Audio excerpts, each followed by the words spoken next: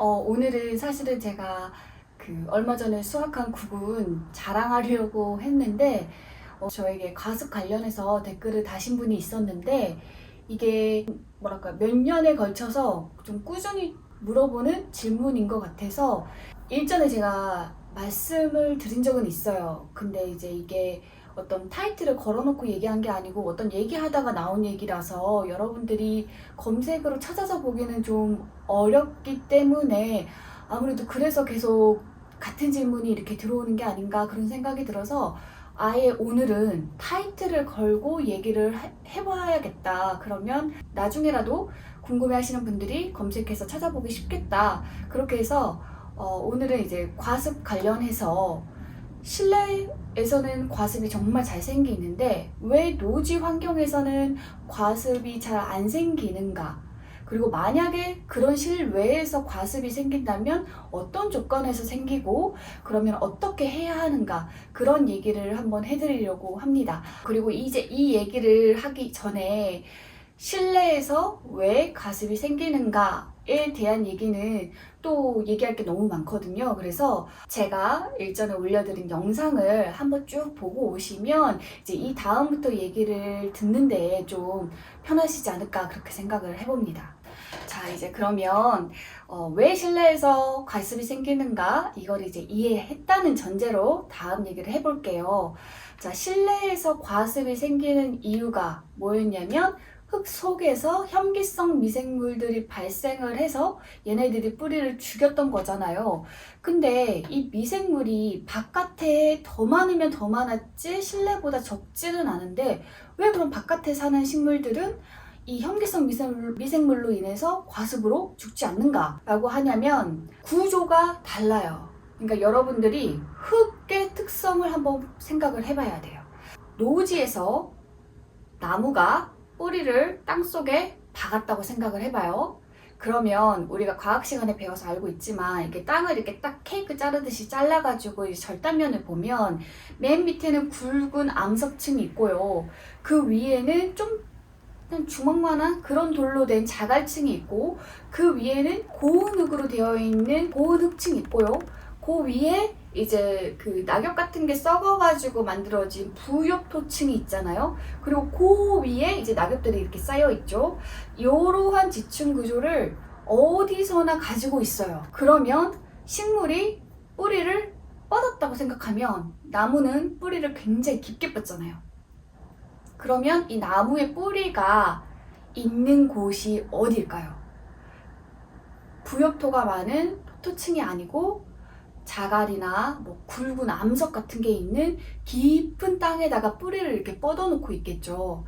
근데 현기성 미생물은 그러니까 어떻게 보면 이게 생물이라는 것 자체는 유기물을 먹고 살아요. 우리 인간도 생물이잖아요. 크기가 작아졌다 뿐이지 우리 인간이랑 하는 게 똑같아요. 미생물도. 그래서 걔네들도 유기물을 먹고 똥도 싸고 방귀도 뀌고 가스를 배출하고 그렇게 삽니다. 근데 얘네들이 유기물을 먹는다 그랬잖아요. 그러면 이 미생물들이 많이 있는 곳이 어디냐면 표토층이에요.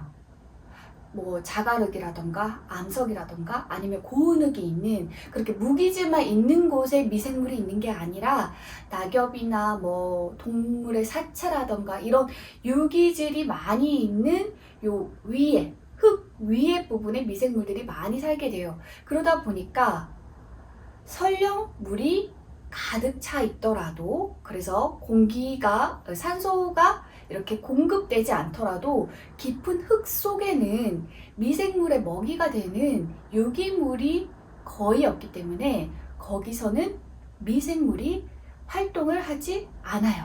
그래서 현기성 미생물 역시 거기서 활동을 거의 하지 않습니다. 그렇기 때문에 물이 가득 차 있어도 현기성 미생물 활동으로 인한 뿌리 손상 이런 게 발생하지 않는 거죠. 물론 그렇다고 하더라도 흙 속에 물이 가득 채워져 있는 상태, 산소 공급이 전혀 안 되는 상태가 지속이 된다면 이 나무 뿌리 역시도 겉에는 그러니까 껍질이 벗겨질 죽은 유기물로 이루어져 있거든요. 왜냐하면 나무도 사람이랑 똑같이 피부가 새로 생겨나는 만큼 그 좀 효율이, 능률이 떨어지는 그런 오래된 세포 조직 이런 거는 이렇게 떨어뜨려서 자연으로 이렇게 돌려보내거든요. 각질이 벗겨지듯이. 왜 우리도 이렇게 길 가다 보면 가로수에서 이렇게 나무 껍질들 막 후두두두두 이렇게 떨어져 있잖아요. 그게 걔네들 연례 행사인데, 그러니까 나무들도 자기들 그 생겨난 세포들을 그냥 죽을 때까지 끝까지 안고 가는 게 아니라 걔네들도 성장하는 과정에 따라서 세포가 새로 생겨남에 따라서 좀 능률도 떨어지고 필요가 없고 그런 조직들은 이렇게 다 떨어뜨린단 말이에요. 그렇기 때문에 뿌리 역시도 뿌리가 이렇게 안에서 세포들이 막 새로 생겨남에 따라서 좀 능률이 떨어지고 좀 어쩌고저쩌고 한 그런 뿌리 같은 경우는 죽어요. 죽어서 흙에 있어요. 그러면 아무리 깊은 흙이라고 하더라도 거기에 현기성 미생물의 먹이가 되는 유기물이 아예 없는 건 아니에요. 그래서 그런 부분에 있어서 만약에 이제 그 침수 상태가 너무 오래되면 현기성 미생물이 거기서 이제 활동을 하면서 원래 처음에는 이제 죽은 유기물을 가지고 이렇게 막 활동을 하다가 이제 상태가 심각해지면 살아있는 세포 뿌리 이런 것도 막 이렇게 죽여가면서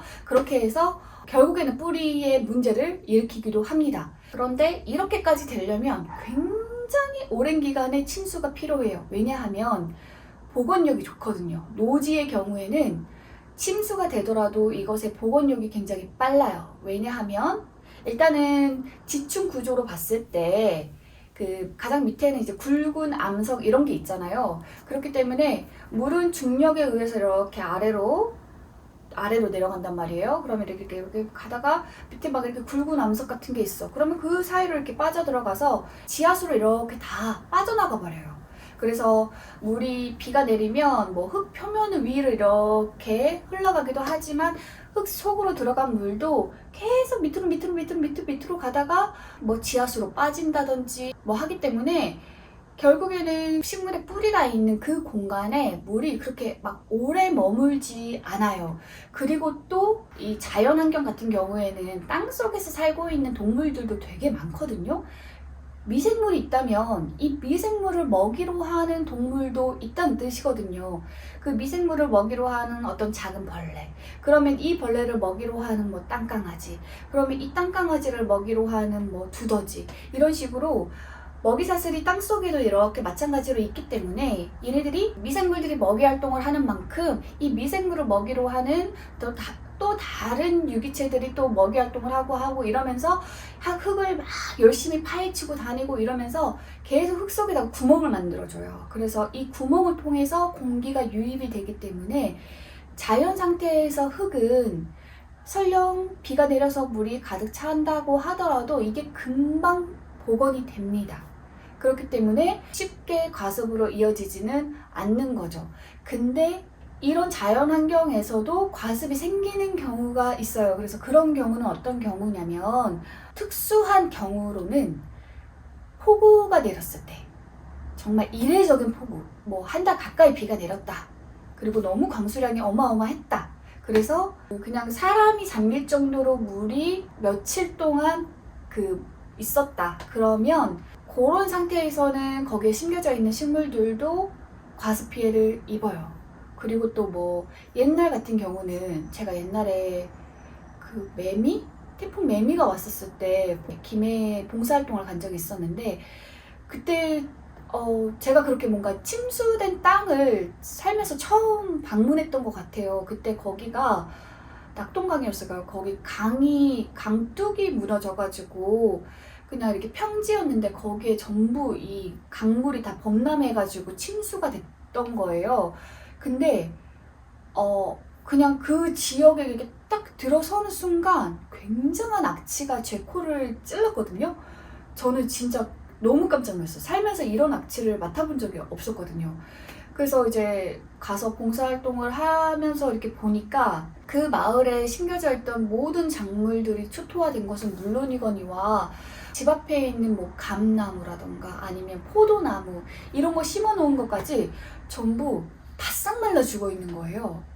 그게 진짜 그때 저한테 그게 굉장히 충격적인 장면이었는데 그 이유를 이제 제가 나중에 알게 됐던 거죠. 그거 역시 과습으로 인해서 그렇게 된 거였다라는 것을. 그러니까 이런 식으로 정말 우리나라 환경에서는 이례적인 일이 생기지 않는 이상은 이 땅에 물이 오래도록 침수되는 일이 없기 때문에 사실은 노지에서 과습이라고 하는 현상은 잘 생기지가 않고, 또 이런 과습이 생기면 인력으로 어떻게 이걸 해결할 수 있는 방법이 없어요. 왜냐면 우리도 지금 잠기고 있는 판에 어떻게 흙에 있는 물을 빼겠어요. 그러니까 사실 노지에서 그런 일로 과습이 생기면 되살리고 뭐 회복하고 그런 방법이 없어요. 우리가 뭐 뽑아가지고 뭐 물꽂이할 그럴 여력이 아마 없을 거예요. 근데 이제 이건 아주 특수한 일이고, 특수하지 않은데 과습이 생길 수 있는 일이 있어요. 그래서 이제 이 얘기를 하면 좋겠다 싶어가지고 이제 영상을 켰는데, 그러니까 그 시골에서 농사 짓는 사람들은 알고 있는데 일반인들은 잘 모르는 게 있어요. 그게 뭐냐면 물이 지는 땅이 있어요. 땅 중에서는 물이 자꾸 고이는 땅이 있어요. 우리가 봤을 때는 그냥 강이나 개울보다 되게 높은 곳에 위치하고 있고, 또 겉에서 봤을 때는 막 이렇게 돌멩이도 많아 보이고 되게 메말라 보이는 땅이라서 저기에다 작물을 심으면 되게 잘 될 것 같고 그런 생각이 드는 땅이 있거든요. 근데 이상하게 농사를 지으면 하는 족족 망해. 그리고 막 이상하게 재배가 돼. 그런 땅들이 있어요. 근데 그런 땅들의 특징이 뭐냐면 물이 지는 땅들이에요. 물이 자꾸 모이거나 이런 물이 진다는 게 이게 사투리인지 모르겠는데, 저희 동네 말로는 이게 뭐냐면 물이 자꾸 모여서 고여있다라는 뜻이거든요. 그래서 비가 내리면 바로 옆에 개천이 있는데도 불구하고 여기 땅에 자꾸 물이 고여있는 거예요, 오랫동안. 그래서 작물 같은 경우는, 그러니까 그리고 또 여러분들이 정원에 심고자 하는 초화류 같은 경우는 뿌리가 나무처럼 엄청 깊게 뻗지는 않잖아요. 그렇기 때문에 얘네들은 그래도 좀 유기물이 많이 있는 표토층에 꽤 많이 뿌리를 뻗어 있어요. 그래서 얘네들 같은 경우는 나무처럼 그렇게 오랫동안 침수되어 있지 않아도 그래도 좀 어느 기간 동안 물에 침수되어 있으면 현기성 미생물들이 막 미친 듯이 활동을 하면서 과습 피해로 죽기도 합니다. 그래서 이런 물이 지는 땅은 여러분들이 좀 잘 알아야 돼요. 그러니까 비가 오면 자꾸 그쪽으로 이렇게 칠개천이라고 해야 되나, 개울 같은 게 자꾸 생기고, 그리고 사방면에서 이렇게 물이 자꾸 흘러 들어오게 되고, 그리고 이런 물이 지는 땅의 특징이 뭐냐면 이게 물이 지는 그 공간 있죠. 그 부분에는 그냥 자연적으로 놔뒀을 때 이렇게 바라보고 있으면 고운흙들이 막 이렇게 쌓여 있어요. 굉장히 입자가 고운흙들이 이렇게. 왜냐하면 아무래도 무거운 흙보다는 고운 흙이 작은 비에도 이렇게 잘 쓸려오니까 그런 식으로 여기저기에서 쓸려온 고운 흙들이 거기에 이렇게 쌓여 있어서 그렇게 되는 거거든요. 그렇기 때문에 여러분들이 정원을 갖고 계시든 아니면 앞으로 내가 정원을 갖고 싶어서 집 지을 땅을 사려고 한다거나 이런 경우가 있으면 한번 비 오고 난 다음에 가서 땅의 상태를 한번 살펴보세요. 물이 자꾸 이렇게 흘러 들어와서 이렇게 고이는 부분이 있었는지, 그리고 그 고인 흙이 입자가 상당히 고왔는지 이런 것만 확인을 하시면 평상시에는 괜찮을지 몰라도 조그만한 비가 내려도 여기는 과습이 침수가 될 수 있는 땅이구나 이렇게 생각을 하시면 될 것 같아요. 그래서 만약에 이제 내가 샀어, 내가 정원도 갖고 있어, 근데 몰랐는데 이 땅이 물이 지는 땅이네? 그러면 어떻게 해야 되느냐? 거기에는 뿌리를 아주 깊게 뻗은 나무가 아닌 이상에는 그 표토층에서 주로 뿌리를 뻗고 사는 그런 초화류 같은 경우는 안 심는 게 좋습니다. 그리고 대신에 이제 이 공간에 다른 식물을 심어볼 수 있어요. 물을 좋아하는 식물. 근데 물을 좋아하는 식물에는 뭐가 있냐면 대표적으로는 아이리스가 이제 크게는 건조한 걸 좋아하는 점원 아이리스계가 있고요. 그리고 물이 있는 공간을 좋아하는 아시아 아이리스류가 있어요. 시베리아 아이리스라고도 부르고 재팬 아이리스라고도 부르고 명명은 다 다른데 어쨌든 이 아시아에서 사는 아이리스, 붓꽃류는 물을 굉장히 좋아하기 때문에 이렇게 물이 고이는 공간에다가 심으면 굉장히 폭발적인 성장세를 보이면서 아주 잘 살 거예요. 그래서 그냥 흔히 말하는 수생식물이라고 해야 되죠. 그러니까 물이 있는 공간에서 잘 자라는 그런 식물들 분명히 있거든요. 그래서 그런 식물들을 그런 땅에다가 심으면 좋습니다. 아니면 저 같으면 조금 더 그런 땅을 좀 깊게 파가지고 거기다가 연못을 만들 것 같아요. 사실은 맨 땅에다가 연못을 만들기는 너무너무 힘들거든요. 그 정원 가지신 분들 중에 가끔 이제 연못 만들고 싶어서 땅을 파시는 분들도 계시는데, 그냥 아무 정보 없이 그냥 맨 땅에다가 연못을 만들어 버리면 돈이 굉장히 많이 들어요. 왜냐하면 밑에 이제 물이 자꾸 빠져나가니까 이 물을 고이게 하려고 이 방수 처리도 해야 되고 하기 때문에 작업 비용도 많이 들고 또 유지하는 것도 쉽지 않고, 그래서 연못 만드는 게 쉽지 않은데, 이렇게 자연적으로 물이 이렇게 스며들고 또 고여있는 땅 같은 경우는 연못을 만들었을 때 이걸 유지하기가 굉장히 편한 조건이기 때문에, 이런 공간에는 차라리 여러분들이 그냥 땅을 더 깊게 파가지고 그냥 연못을 만들어 버리면, 거기다 그리고 뭐 이렇게 수생식물 진짜 뭐 연꽃, 수련 이런 거 심어가지고 키우시면 훨씬 더 좋죠. 그렇기 때문에 땅이 정말 다양한 특성이 있어요. 우리가 봤을 땐 똑같은 땅인데 속에 굵은 바위돌이 들어있는 거 하나의 차이로도 또 다른 모습을 보이기도 하고, 그렇기 때문에 정원을 갖고 있는 분들이라면 몇 년 동안 좀 지켜보면서 땅의 특성을 알아가는 게 좋다라고 저는 생각을 해요. 그리고 식물 같은 경우는 각기 다른 환경에 다 적응하면서 이렇게 발달해온 식물들이니까 그 땅에 맞는 식물을 찾아주면 농민들한테는 이제 물이 지는 자리, 물이 지는 땅 이러면 최악이거든요. 그런 땅은 진짜 모르는 외지인들한테 팔지 않은 이상은 아는 사람들은 절대 돈 주고 안 사는 땅이란 말이에요. 그런데 이런 땅은 가드닝의 입장에서 봤을 때는 우리가 뭐 꼭 농작물만 키우는 건 아니니까, 그리고 농작물이 아니라 그냥 식물 전체로 놓고 봤을 때는 모든 환경에는 어떻게든 식물들이 적응해서 살고 있으니까 그 적응한 그 식물들을 데리고 와서 심으면 되는 거니까 사실은 활용할 수 있는 게 많아요. 그렇기 때문에 물이 고이는 땅은 안 좋다더라, 뭐 이런 상식 같은 경우도 뭐 농작물에는 맞는 말일 수는 있지만 또 정원의 경우에는 또 상황이 다를 수도 있으니, 여러분들이 이런 땅의 특성을 알고 그 땅을 사고 정원을 관리하면 좋겠다, 그런 생각을 또 전달해 봅니다. 어쨌든 그래서 과습, 실외에서는 어떤 조건에서 과습이 생기고 또 과습이 생겼을 때는 또 어떻게 해야 하는지에 대한 얘기도 오늘은 드려보았어요. 제 딴에는 이제 할 얘기를 다 했다고 생각은 하지만, 그래도 또 실생활 하면서 또 이런저런 불편함을 겪은 분들은 또 궁금한 점이 또 더 있을 수도 있으니까 댓글로 남겨주시면 제가 보고 또 그 내용을 추가해서 알려드리도록 하겠습니다. 어쨌든 오늘 영상은 여기까지고, 그 얼마 전에 수확한 구근 자랑은 조만간 하기로 하겠습니다. 어쨌든 오늘도 좋은 하루가 되셨으면 좋겠습니다.